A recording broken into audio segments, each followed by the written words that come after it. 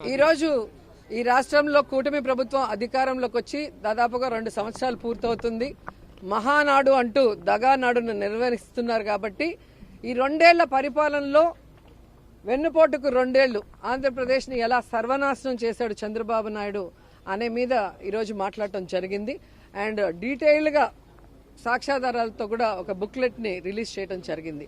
So దీన్ని ప్రతి ఇంటికి కూడా పంచిపెట్టి చంద్రబాబు నాయుడు ఈ ప్రజల్ని ఎలా మోసం చేస్తున్నాడు, అధికారంలో రావడానికి ఏం చెప్పాడు, ఈరోజు అవి చేయకుండా ఎలా డైవర్షన్ పాలిటిక్స్ చేస్తూ వైఎస్ఆర్సీపీ మీద నిందలు వేయటము, వాళ్ళని టార్గెట్ చేయటము, వాళ్ళని జైల్లో పెట్టి భయభ్రాంతులకు గురి చేయటం అనేది రాష్ట్ర ప్రజలు చూస్తున్నారు. మరొకసారి వాళ్ళని చైతన్యపరిచే విధంగా ఈ యొక్క బుక్లెట్ని ప్రతి ఇంటికి గడపకి తీసుకెళ్లే కార్యక్రమం చేయబోతున్నాం. ఎందుకంటే ఈరోజు సూపర్ 6 సూపర్ హిట్ అని చెప్పి సిగ్గు లేకుండా కళ్ళార్పకుండా ఈరోజు చంద్రబాబు నాయుడు గారు అబద్దాలు చెప్తున్నారు. సూపర్ 6లోనే ముఖ్యమైనవి మీరు చూస్తే నిరుద్యోగులకు ఉద్యోగం ఇస్తాం లేదా నిరుద్యోగ భృతి 3000 ఇస్తామన్నారు. కానీ ఈ రాష్ట్రంలో ఒక్క నిరుద్యోగికి కూడా ఉద్యోగం లేదు, నిరుద్యోగ భృతి లేదు. మరి ఎలా సూపర్ 6 సూపర్ హిట్ నాకు చెప్పండి.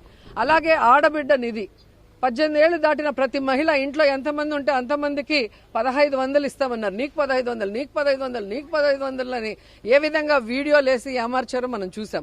మరి ఈరోజు ఆ 1500 18 ఏళ్లు నిండిన ఇంట్లో ఒక్కరికైనా ఇచ్చారా? ఎంతమంది ఉంటే అంతమందికి కాదు, ఒకరికైనా ఇచ్చారా నేను అడుగుతున్నా. మరి సూపర్ 6 సూపర్ హిట్ అని ఎలా మీరు చెప్పగలరు? అలాగే మీరు చూస్తే జగన్మోహన్ రెడ్డి ఇచ్చే ప్రతి సంక్షేమ కార్యక్రమాన్ని ఇస్తున్నారు. చేయూత ఇస్తున్నారా? అలాగే డ్వాక్రా అక్క చెల్లెమ్మలకి 0 వడ్డీకి ఇస్తున్నారా? అప్పుడేమో అసలు వడ్డీతో మాఫీ చేస్తామని చేయలేదు చంద్రబాబు నాయుడు. జగనన్న వచ్చాక అది చేశారు కాబట్టి వాళ్ళు బ్రతికి బయటపడ్డారు. ఈ రోజు మీరు 10 లక్షలు 0 వడ్డీకి ఇస్తాము అని చెప్పారు. 0 వడ్డీ లేదు, 10 లక్షలు లేదు. మరి ఏ విధంగా మీరు ఈ సెలబ్రేషన్స్ చాలా ఘనంగా చేసుకుంటున్న మహిళకి మేము ఏదో చేశామని శ్రీశక్తి అని పేరు పెట్టుకున్నారు. ఈరోజు మహిళలకి రక్షణ లేదు. మహిళలకు ఇచ్చే సంక్షేమాన్ని ఈరోజు 0 చేశారు. అలాగే మహిళలకి ఈరోజు వాళ్ళ పేరు మీద జగన్మోహన్ రెడ్డి గారు ఇల్లు ఇస్తే మీరు ఒక్క ఇల్లు అయినా ఇచ్చారా? జగనన్న కట్టిన ఇల్లుని ఈరోజు పెయింటింగ్ లేసి మేము ఇన్ని లక్షలు ఇచ్చినామని సిగ్గు లేకుండా క్రెడిట్ చోరీ చేస్తున్నారు. ఏ రోజైనా నువ్వు అధికారంలో ఉన్నప్పుడు ఒక ఇంటి స్థలం ఇచ్చి ఒక్క ఇల్లన్నా కట్టించిన దాఖలాలు ఉన్నాయా? ఎప్పుడు కూడా గత ప్రభుత్వాలు, అంతకు ముందున్న ప్రభుత్వాలు కట్టిన వాటికి 0 కొట్టుకుని నీ పేర్లు పెట్టుకుని ఓపెన్ చేసుకోవటమే కానీ ఈ 2 ఏళ్లలో నువ్వుగా సంతకం చేసి ఒక కార్యక్రమాన్ని స్టార్ట్ చేసి దానికి ఫండ్ కేటాయించి దాన్ని పూర్తి చేసి దాన్ని ఓపెన్ చేసిన దాఖలాలు ఉన్నాయా అని అడుగుతున్నా. ఈరోజు చంద్రబాబు నాయుడు ఒక మోసగాడు అంటే ఆయన కొడుకు మరీ వరస్ట్గా తయారయ్యాడు. ఈరోజు ఆయన్ని ప్రెసిడెంట్ చేశారంట పార్టీకి. ఆయన ఎప్పుడైతే మరి ఈ విద్యాశాఖ మంత్రి అయ్యాడో విద్య కుంటుబడింది, విద్య మూలకి వెళ్ళింది. ఈరోజు స్కూళ్ళ విషయాలకే వద్దాం. నాడు నేడు స్కూల్స్ ఫినిషింగ్లో ఉన్న ఆ స్కూల్స్ని ఫినిష్ చేశాడా ఈ రోజుటి వరకు? మీ నాన్న 4 సార్లు ముఖ్యమంత్రి అయ్యాడు. ఒక్క స్కూల్ రూమ్ కట్టడానికి తలకిందులు తపస్సు చేసేవాళ్ళు. కానీ జగనన్న ప్రతి స్కూల్ని రెన్యువేట్ చేయించి దానికి కావాల్సిన బుక్స్ కానీ, యూనిఫామ్స్ కానీ, వాటర్ ప్లాంట్, ప్యూరిఫైడ్ వాటర్ కానీ, వాళ్ళకి 5 రోజులు 5 రకాల భోజనం కానీ ఆ స్కూల్స్లో పిల్లలకి, అలాగే ఆడపిల్లల కోసం బాత్రూమ్స్ రన్నింగ్ వాటర్తో కానీ ఎన్ని కావాలంటే అన్ని చేసి ఇచ్చాడు కదా. మరి మీరు ఎందుకు చేయలేకపోతున్నారు? నువ్వు వచ్చిన దగ్గర నుంచి ఇంగ్లీష్ మీడియం తీసేస్తావు, సిబిఎస్ఈ సిలబస్ తీసేస్తావు, ట్యాబులు ఇవ్వటం మానేస్తావు. ఈ సంవత్సరం అయితే ఏకంగా విద్యా కానుక ఇవ్వలేనని చేతులు ఎత్తేసావు. మరి ఎంత సిగ్గుచేటు. ఈరోజు లోకేష్ లాంటి మంత్రి ఉండటం, ఈ విద్యా అమ్మఒడి ఇవ్వరు, ఫీజు రియంబర్స్మెంట్ ఇవ్వరు, ఆ పిల్లలు చదువుకున్న వాళ్ళకి ఉద్యోగాలు ఇవ్వరు, నిరుద్యోగ భృతి ఇవ్వరు. ఈరోజు కాలేజీల్లో స్కూల్లో ఏ విధంగా ఆడపిల్లల్ని హెరాస్ చేస్తుంటే, వాళ్ళ మీద దాడులు చేస్తుంటే, రేపులు చేస్తుంటే పట్టించుకోవు.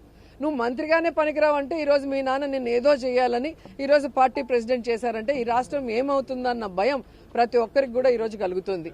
అండ్ ఈరోజు ఏదైతే ఈ పార్టీతో కమ్మండై ఉన్న జనసేన పార్టీ ప్రశ్నిస్తాను అని పార్టీ పెట్టానని చెప్తాడు. చంద్రబాబు నాయుడు ఇన్ని తప్పులు చేస్తూ ఈరోజు ఇన్ని ఘోరాలు చేస్తూ రైతుల్ని, మహిళల్ని, విద్యార్థుల్ని అందరినీ మోసం చేస్తుంటే ప్రశ్నించాల్సిన పవన్ కళ్యాణ్ గారు ఎందుకు ప్రశ్నించటం లేదు? ప్రశ్నించకపోగా మళ్ళీ ఫ్రస్ట్రేషన్ ఒకటి. సో ఇవన్నీ చూస్తుంటే ఈరోజు మహానాడులో వీటి గురించి వాళ్ళు ఏమైనా డిస్కషన్ చేసి వాళ్ళ తప్పుల్ని సరిదిద్దుకొని ప్రజలకు ఇచ్చిన వాగ్దానాల్ని నెరవేరుస్తారనేది గమనిద్దాం.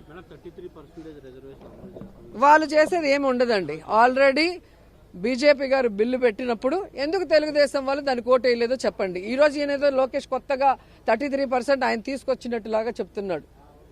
మరి గతంలో ఎందుకు మీరు దాని గురించి డిస్కస్ చేయలేదు? 4 సార్లు ముఖ్యమంత్రి అయినప్పుడు మీ నాన్న ఎందుకు అసెంబ్లీలో దాన్ని తీర్మానం చేసి పంపించలేదు? మొన్న మోడీ ప్రభుత్వం పెట్టినప్పుడు మీరు ఎందుకు ఓటేయలేదో చెప్పండి. కాబట్టి ఇంకా పిచ్చోళ్ళు ఎవరూ లేరు, ప్రజలు తెలివైన వాళ్ళు. ఈరోజు సోషల్ మీడియా ఉండటం వల్ల అందరికీ కూడా అన్ని విషయాలు తెలుస్తున్నాయి. మీరేదో చెప్పేస్తే దాన్ని నమ్మే పరిస్థితిలో ఎవరు కూడా లేరు.